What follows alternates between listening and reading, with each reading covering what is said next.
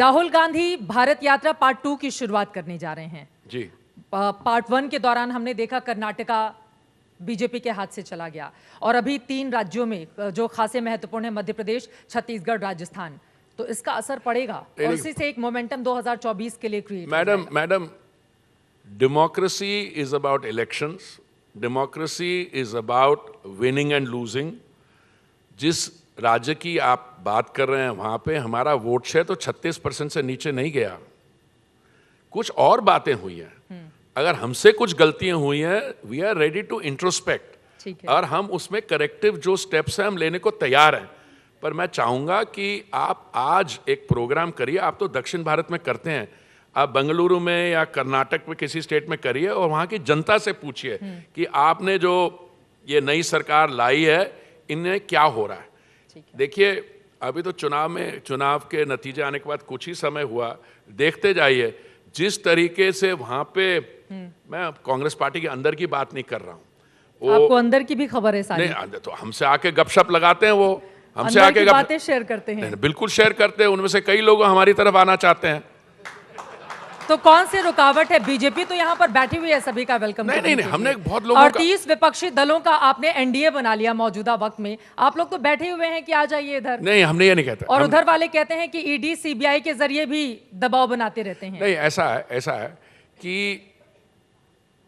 कई लोग ऑलरेडी हमारी तरफ आ गए हैं। कुछ लोग समझते हैं कि अभी 6 महीने का हो नहीं तो बाइपोल करवाना पड़ेगा उनको, फिर दोबारा इलेक्शन लड़नी पड़ेगी। ठीक है, कुछ वो है, उनको निकाल दीजिए। मोटी बात इसमें यह है कि सीबीआई, ईडी और कौन सी आपने बात की, इनकम टैक्स और वही कुछ और होता है।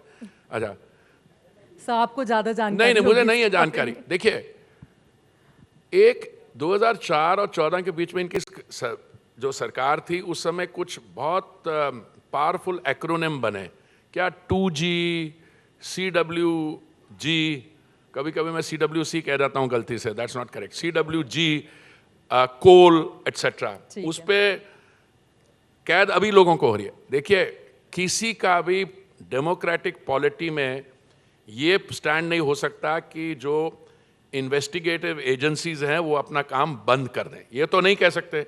अच्छा छोड़िए, आप इनसे पूछिए कि आपके जमाने में ये सीबीआई क्या करती थी। ठीक है, बट विपक्षी बहुत सारे चेहरे हमारे पास आएंगे अभी एक एक करके, उनके साथ भी सेशन होगा। ये सवाल आप उनसे पूछिए। समय खत्म हो गया। पहले सवाल ये पूछे, कुछ कांग्रेस के नेता, उनसे पूछे आप बीजेपी को ज्वाइन करना चाहेंगे? वो कहेंगे नहीं, हम तो ये नहीं। कहते नहीं, अगर करना चाहे तो टाइम से बता देना, बिकॉज बीजेपी की इस समय स्थिति ये है। देखिए, we are an established party और हमें एक नेशनल प्रोग्राम है, हमारा जो घोषणा पत्र होता है, हमारा संकल्प पत्र होता है, हम जो कहते हैं हम करके दिखाते हैं। और हमारे जो प्रोग्राम बने हुए आप 2014 से देख के आइए। देखिए, अगर कोई हमसे जुड़ना चाहता है, ये नहीं हम कुछ कह रहे हैं, अगर आप हमारी विचारधारा को से जुड़ना चाहते हो, हमारे वैल्यू सिस्टम से जुड़ना चाहते हो, तो आपका स्वागत है। ठीक है सर, एक आखिरी सवाल जिसका जवाब मैं आपसे चाहूंगी। नई संसद जिसका उद्घाटन हो चुका है, उसकी भव्य खूबसूरत तस्वीरें देश के सामने आ चुकी हैं, लेकिन जो बीता हुआ सत्र था उसका आयोजन पुरानी संसद के भीतर किया गया।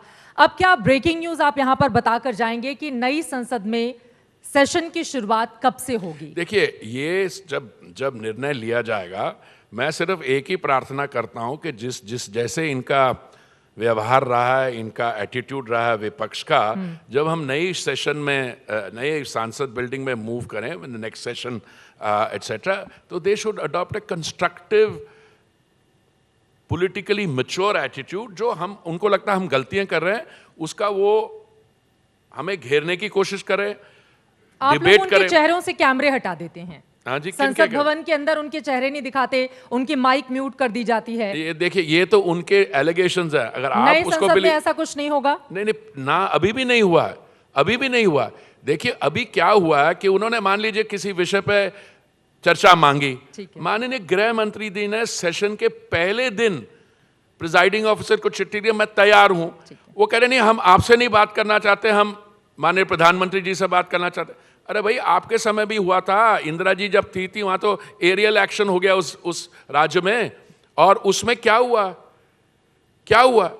आपकी तरफ से कौन जो आंसर करने आया था? गृह मंत्री भी था, इनका MOS आया था। जहां तक मुझे याद है, I think Rajesh Pilot came to Rajesh Pilot, Pilot came.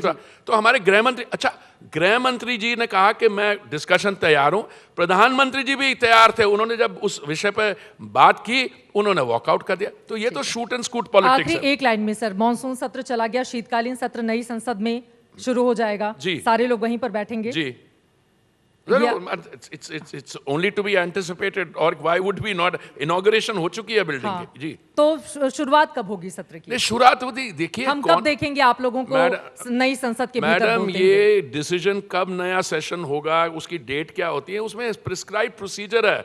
Parliamentary affairs मंत्री, स्पीकर साहब और माननीय प्रधानमंत्री जी उसमें तय करते हैं। अभी एक है, अभी मानसून सेशन था, अगला विंटर सेशन होगा, उसके बाद एक बजट सेशन होगा, क्योंकि चुनाव का it's a year of the election, we are truncated और whatever, but budget session will take place.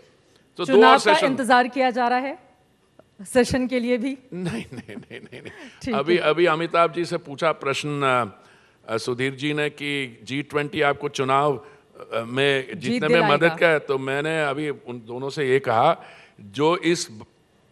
जो चुनाव जीत सकते हैं वही ऐसी शानदार G20 कार्यक्रम कर सकते हैं, and one feeds on the other. बहुत बहुत धन्यवाद मंत्री जी आपका आज तक से जुड़ने के लिए और महत्वपूर्ण तमाम विषयों पर चर्चा करने के लिए। यकीनन G20 हिंदुस्तान के लिए एक बहुत बड़ी उपलब्धि के तौर पर है, चुनौतियां भी कई हैं, लेकिन यकीनन इसके जरिए एक नए और बुलंद भारत की बड़ी तस्वीर भी आगामी वक्त में हमें देखने को मिलेगी, जब रशिया, अमेरिका और इसी के साथ ही साथ चीन के राष्ट्राध्यक्ष एक साथ एक मंच पर मजबूत तरीके से अगर खड़े होते हैं तो वो हिंदुस्तान के लिए बड़ी कामयाबी होगी। और वसुधैव कुटुंबकम और विश्व गुरु के बाद ये जो विश्व मित्र शब्द का इजाद किया गया है, इसके जरिए और तेजी से हम आगे बढ़ेंगे। बहुत धन्यवाद सर आपका आज तक से जुड़ने के लिए। बहुत बहुत धन्यवाद मैडम।